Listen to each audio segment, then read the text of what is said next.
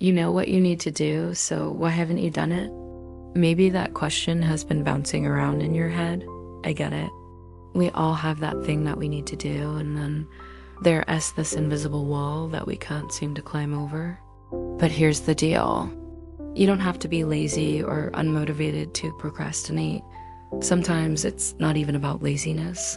What if procrastination is fear in disguise? What if it's trying to protect you from getting hurt? That might sound weird, right? But stick with me because this is gonna make sense in a minute. Let's rewind a bit.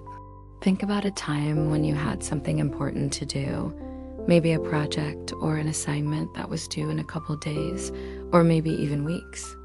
I want you to close your eyes for a second and picture yourself sitting down to work on it. What do you see? Do you see yourself diving right in, getting to work with full energy?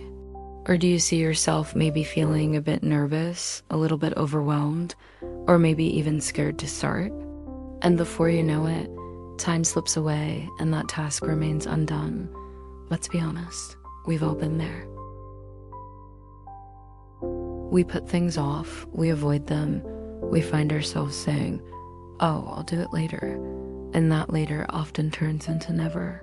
So let's talk about why this happens, why we find ourselves stuck sometimes, even when we know what we need to do. And here's the kicker, how to get unstuck once and for all. Imagine having a giant box of Legos. All these colorful pieces represent the tasks we need to do in our lives, some big, some small, some fun, some not so much. But here's the catch, they're all mixed up and we don't know where to start. So we just stare at the box, overwhelmed and unsure how to begin. Our brains are wired for instant gratification. They love quick hits of dopamine, the feel-good chemical. And here's the challenge. Tasks like cleaning your room or studying for an exam, they don't offer that instant dopamine rush. Instead, they build up this tension, this anticipation that can feel almost painful. So here's what happens. Our brain's reward system gets hijacked. It starts to associate the hard work with negative feelings. So instead of diving in, we escape to those instant dopamine sources, social media, games, anything that offers that immediate satisfaction. But here's the trap. These distractions become crutches. They trick us into thinking we're taking action, but we're really just avoiding the bigger problem. Picture this, you re-in a race and you re-busy dodging the other runners instead of focusing on the finish line. That's what we're doing when we procrastinate, running away from the discomfort of the present to escape into the illusion of a distraction. But the truth is, that finish line keeps moving and the distractions become our new normal. If you've ever felt like you're treading water, going nowhere fast, you're not alone. You might be stuck in what psychologist J.R. Ferrari calls the inertia zone. It's that point where you so focused on the negative emotions surrounding a task that you forget to look at the bigger picture. You miss the forest for the trees. And here's the challenge. The longer you stay in this zone, the harder it becomes to break free. It's like trying to push a heavy rock. The initial effort feels overwhelming, making it easy to give up before even starting. But what if there's a way to rewrite this story, to change the ending? What if you could turn that rock into a stepping stone? That's what we're going to explore next.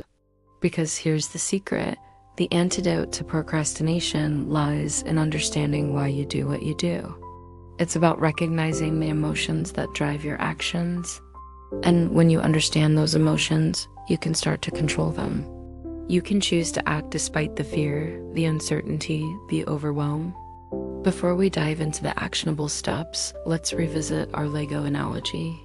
What if we had a sorting tray that separated the Legos by color? That's what our brains need, a way to organize the chaos. And that's where the power of small steps comes in. Take a single red brick. It doesn't seem like much, does it? But with that one brick, you can build a wall, a foundation, the first floor of your dream house. And that's the magic of the 2-minute rule. Just spend 2 minutes organizing your workspace, tidying up your desk, clearing away the clutter. Because here's what happens when you take that first step. Momentum starts to build. It's like dominoes falling, setting the stage for bigger things. But here's the real magic. When you take action, your brain chemistry shifts. Those negative emotions start to fade, replaced by a sense of accomplishment, however small. It's like a snowball rolling down a hill, gaining speed, gathering more Legos along the way. Suddenly, you're building not just houses, but entire Lego cities. That's the power of momentum. It's contagious. It feeds on itself, and all it needs is that first push. Let's take a closer look at how to harness this power. First, let's talk about rewiring your triggers. Our environment plays a huge role in our actions. If your workspace looks like a disaster area, it's hard to focus. There's something incredibly freeing knowing that it's okay to be messy. You don't have to have an immaculately clean room to be productive. The idea is to remove obstacles, not to achieve perfection. Having a clear space allows you to channel your energy into your work rather than getting distracted by a messy environment. Second, let's discuss how to design your space for action. Imagine having a spot that's ready and waiting for you each day. That's the power of anchoring. It's like having a warm-up routine for your work. You don't have to waste time mentally preparing. Your body and mind are already primed for action. And here's the best part. This mental preparation happens while you're doing something else. Maybe you're brushing your teeth or eating breakfast. By anchoring tasks to routines, you reduce the friction, making it easier to start. Here's the deal. When we procrastinate, we get lost in a tangled web of emotions, fear, overwhelm, self-doubt. But when we anchor tasks to routines, we create a safety net. We remind ourselves, hey, I've done this before. I can handle this. It's like a psychological warm-up, a gentle nudge that helps you ease into your work. But here's the truth. It won't be easy.